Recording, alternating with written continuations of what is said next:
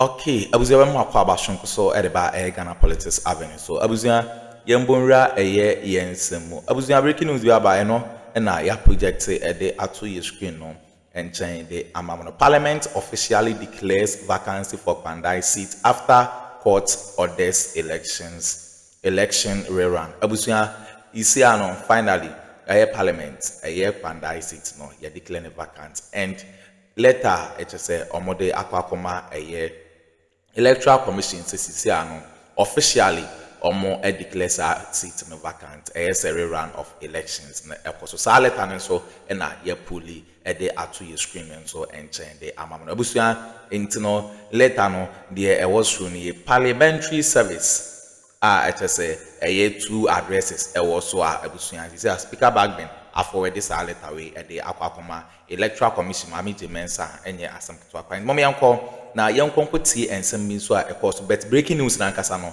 eno na ya project e de amamo no medamase. The 2024 general election, speaking to Dolores Frimpong Mansell on Delay Show, the former president said he never understood the rationale behind the domestic debt exchange and the National Cathedral project. Take a listen.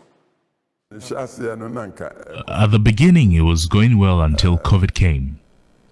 I would say Akuffo managed the COVID-19 pandemic well, for what I saw. Okay.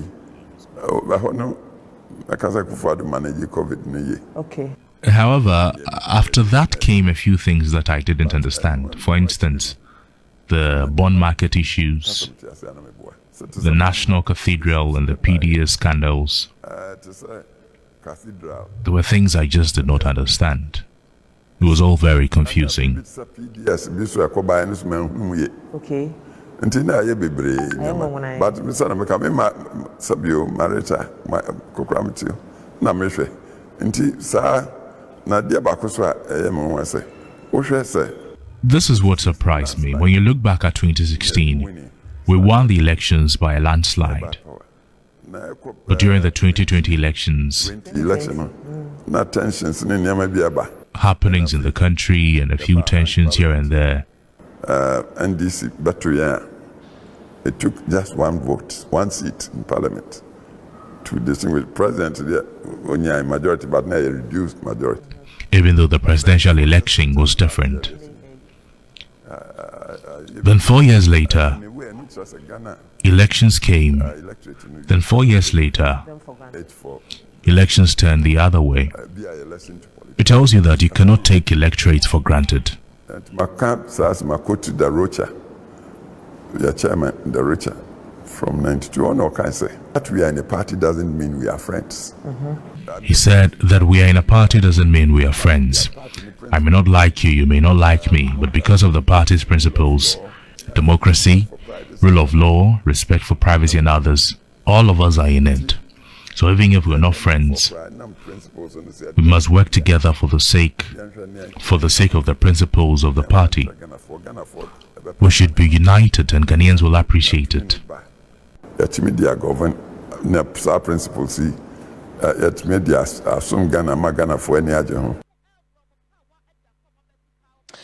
With less than 2 months for the NPP to go to the polls to elect its 2028 presidential candidate, former Vice President Dr. Mahama Bawumia remains the most preferred among his contenders. According to the latest polls by Global Info Analytics, Dr. Bawumia had a 91% favorability rate in the latest period of the survey.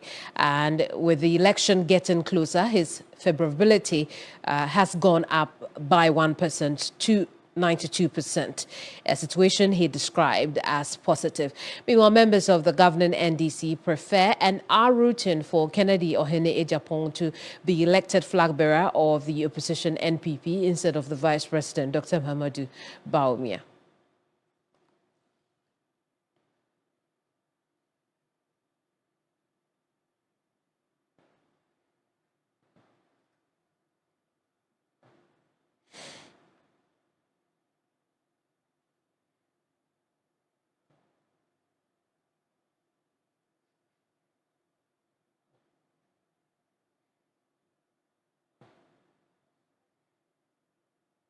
Well, in a bit, we should have a chat with the author of the latest poll, Musa Dankwa of Global Info Analytics.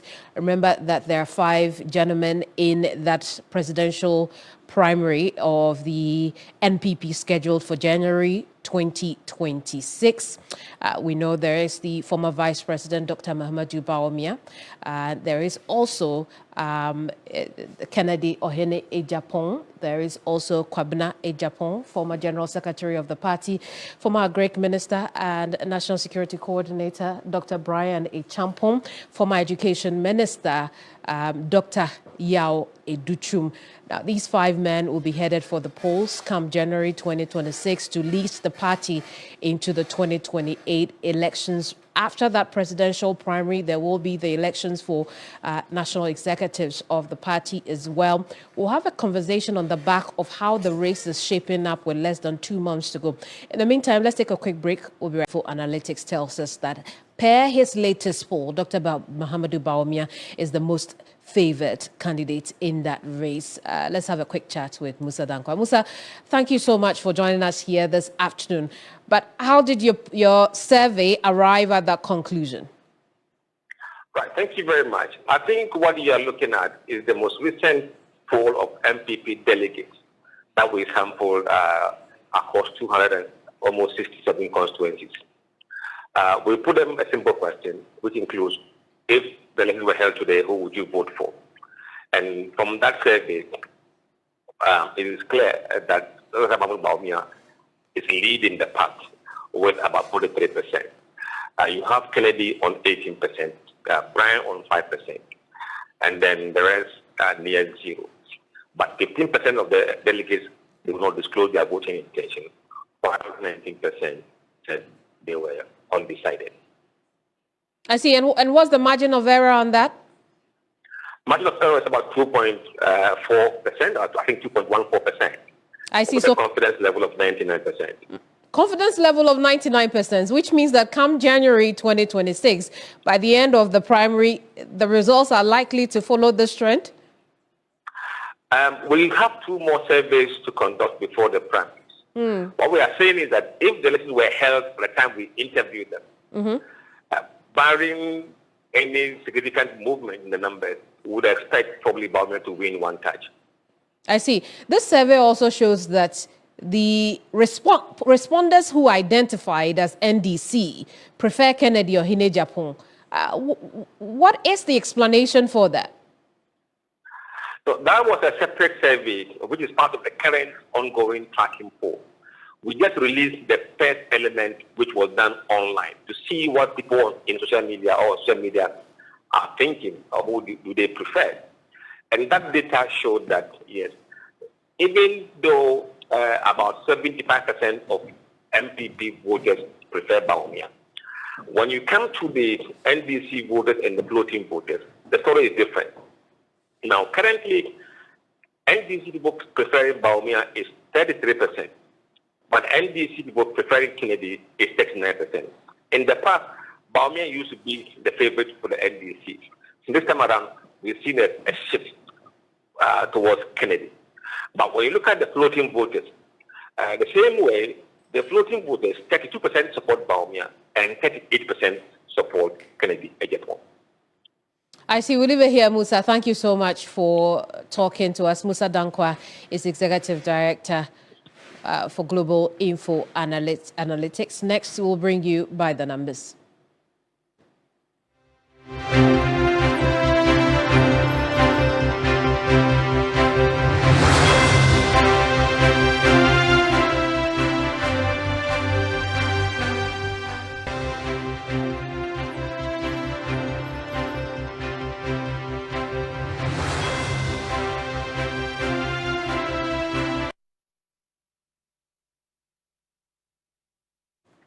Well, this afternoon on By the Numbers, a recent coup attempt in Benin has reignited quite the conversation and concern over the stability of West Africa and the future of ECOWAS, a regional bloc now struggling to contain a rising tide of military takeovers. Over the past decade, almost 60% of all coup attempts the world over have occurred in West Africa. turning the region into the center of global democratic setbacks.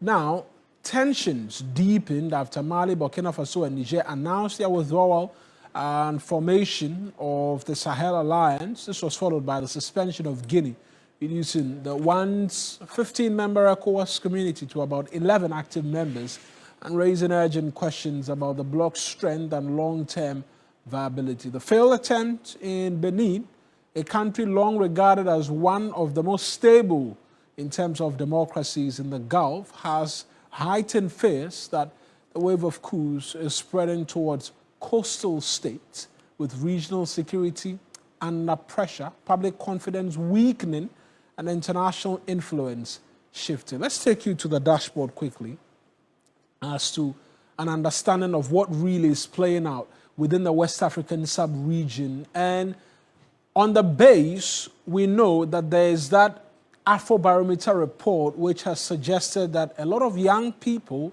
back military takeovers within the African continent or on the African continent. Is that the justification which is allowing these military personnel do what it is that they are doing? Well, we'll seek to find out as we walk you through what the data suggests. And so 20 attempts in terms of military takeovers the world over, and out of that, 11 successful, right?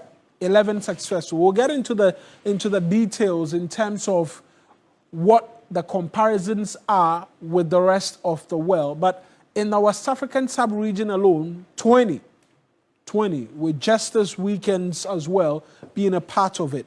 Now, this is what it looks like in terms of the numbers as to the countries who have had the most attempts and the successes as well. Mali and Burkina Faso obviously lead the way. Then there is Niger, there is Guinea-Bissau, and then Benin, which we saw. The first three are a part of the Sahel countries, the countries who've broken off ECOWAS and have formed that new alliance that we're seeing. But let's look at West Africa versus the rest of the world, right?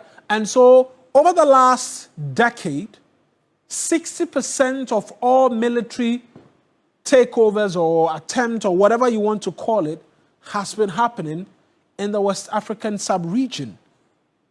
Definitely a cause for concern as to what it is that we're seeing play out, while the rest of the world, Africa inclusive, the rest of the African continent inclusive as well, as the rest of the world, are taking just 40%. And so most definitely it presupposes challenges with democratic dispensation within the West African sub-region. And let's try and get you a bit more in terms of the understanding. This is what the ECOWAS bloc looks like, right?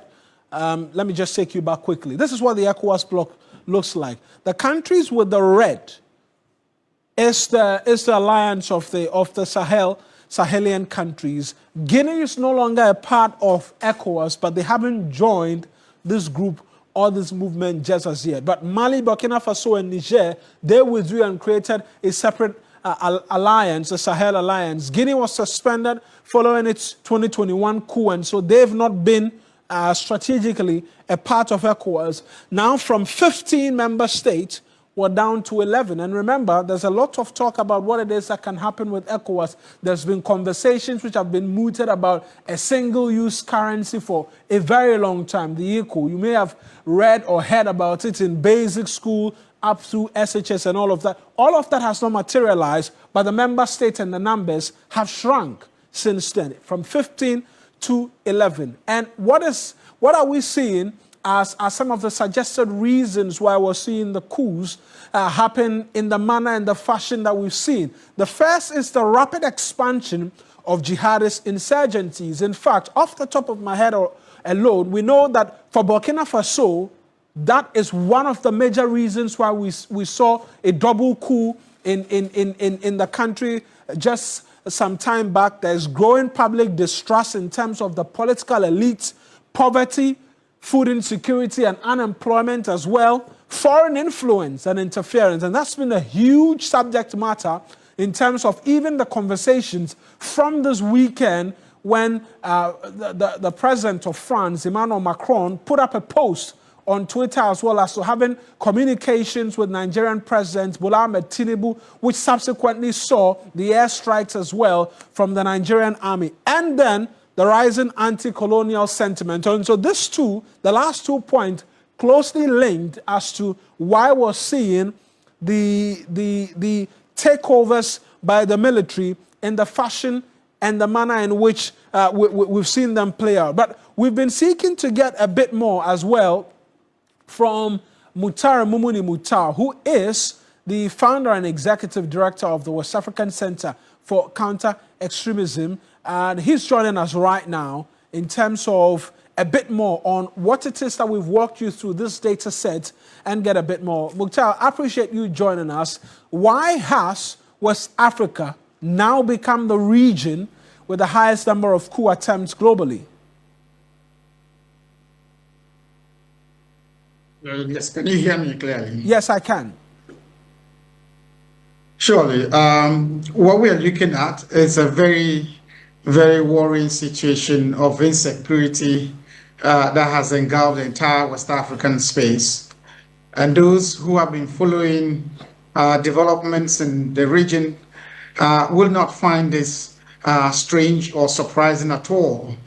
Of course, as I was stating earlier this morning, the coup situation in Benin may have occurred to many as quite a surprise, because some of the factors that characterize the coup situations in the other previous 3-4 countries did not appear to feature the same way in Benin.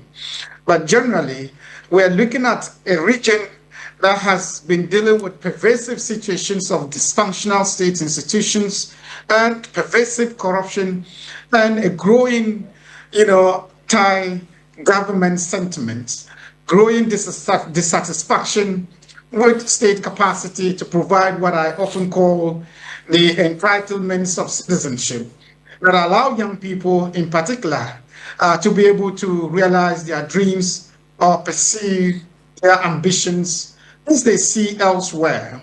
The last decade in particular has been quite defining in terms of the fact that we have seen rising tide of corruption, rising tides of, the tide of insecurity and coup situations that have happened. And we have also seen the reality of, technology and cyberspace that allow young people from this part of the world to see exactly what is happening in other parts of the world. They're seeing young people enjoy life in London, in Paris. They are seeing life happening in New York, and they want the same thing for themselves here. Fortunately, their governments are not structured in a way that allows them to realize the same goals or dreams. And that creates fatigue, that creates frustration, that creates desperation. So we are going to see these things, happen in different ways until we are able to summon a new spirit and a new approach to development that elicits goodwill and support from the mass, populations of young people who are seeking to get things done, in a more satisfactory manner. Let me ask this question because of time. From the data sets that I walked through, and even from the evidence on the ground, French-speaking West Africa has accounted for quite the number of military takeovers. This brings into question influence of foreign powers, what have you, and whether or not this is beginning to have a toll or a role to play in terms of the military deciding to want to take over. That has been lingering in the background for quite a while. Address that for me, and also bring in what ECOWAS can do to help in beginning to stem this tide, because the occasional statements come up every now and then, but it does appear that's not doing enough. Well, in West Africa, the pervasive anti-French sentiments among young people, it's not new, but we have seen it expand and even sometimes exaggerated because of the background within these countries. That strong and growing anti-French sentiment seem to characterize the political developments and trajectory of security in these countries. While many young people feel frustrated and often reference France's own colonial or post-colonial and, economic policies with French West African nations. The average West African young person from okay, abusuya we ne ensema ekoso ewo political highway so KPANDAI seat finally you see speaker Bagbin declare sa seat in vacant ayede ehonsem ede ebrem bedam asesa mo chepene kokuti sa in some way ede mi aha Ghana politics avenue so medam ase